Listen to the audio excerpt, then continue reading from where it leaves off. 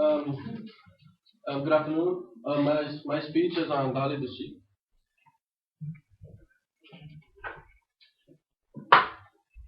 and here's our little video.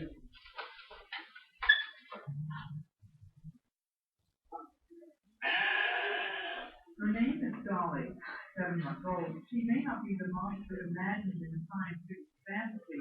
The cuddly twin Georgia lamb may represent a major landmark in the history of genetic engineering.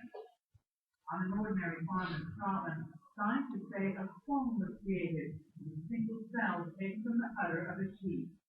The embryo was then implanted in a surrogate, making an exact genetic copy of its so-called mother.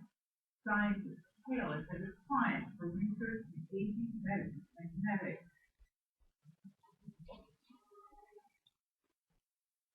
And what Dali is, she's basically the first animal that was cloned in 1996, and it was the first time in history that something was cloned, and it showed the world that anything is possible, and that cloning is really possible. I chose this topic because I'm really fascinated on the whole cloning concept of things, and it's like science fiction and stuff. And Dolly the sheep was the first animal that was successfully cloned and was an extremely important accomplishment in modern genetics.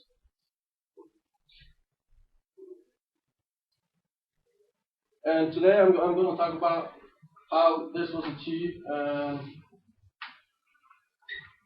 and her life and death and the impact she had on science.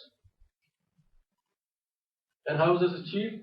Well, basically, she was born out of a test tube, which the process is called the somatic cell nuclear transfer, which is basically taking a skin cell of the original animal and putting it inside of an egg cell of another animal, and then leaving it there for 45 days, no, for 9 days, and then an embryo is gonna develop, and then it's put into a test tube, and then it's put into a surrogate mother, which is another sheep, and which carried her for 45 days, and she was born. After 45 days, she was born. And this is to make it simpler. It has more simpler pictures. Girl sheep, and then guy sheep, and then they had a cell, and then put in the mother, and then Dolly was born. And according to the official website of the Roslin Institute, which is where she was created, she was born on July 5th, 1996, after 45 days of being inside the womb of the surrogate mother. And it was kept a secret until enough information was gathered.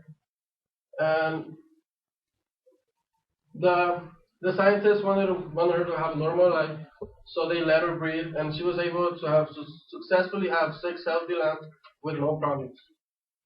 And after the news broke out of her creation, she became extremely famous all over the world, with many news outlets everywhere being prepared for any kind of news that was regarding her health. Next, we're going to talk about how she died, how she lived and she died. She suffered from arthritis most of her life, but after treatment, she was cured. But she was infected from SPA, which is sheep pulmonary adenomyelitis, which is tumors developed in her lungs. She actually got it from a different sheep that was also cloned, because she wasn't the only one. She was the first successful one, which led to more of them being cloned. And one of them got sick, and it's a highly contagious disease. And she died. She passed away on February 14, 2003.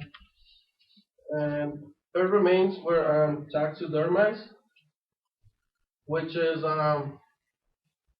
there's a little video of Dolly today.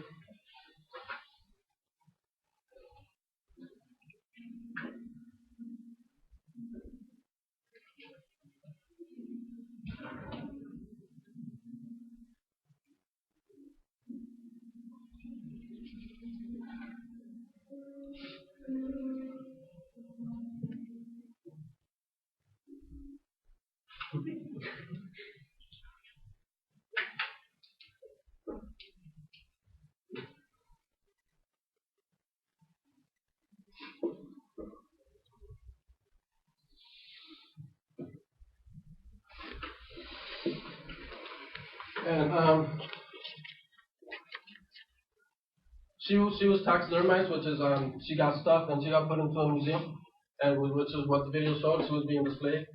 And cloning today is Dolly right here. This is Dolly. This was the original, and this was the stepping stone in modern genetics, which was the first time something was cloned, and which showed the world that cloning is it's a possible option. And there has not been human cloning yet because a lot of people find it unethical and they don't think it's right. But maybe in the future they might. And Dolly's successful cloning was a glimpse of what modern genetics is capable of. Dolly's life and death gathered a lot of attention around the world, and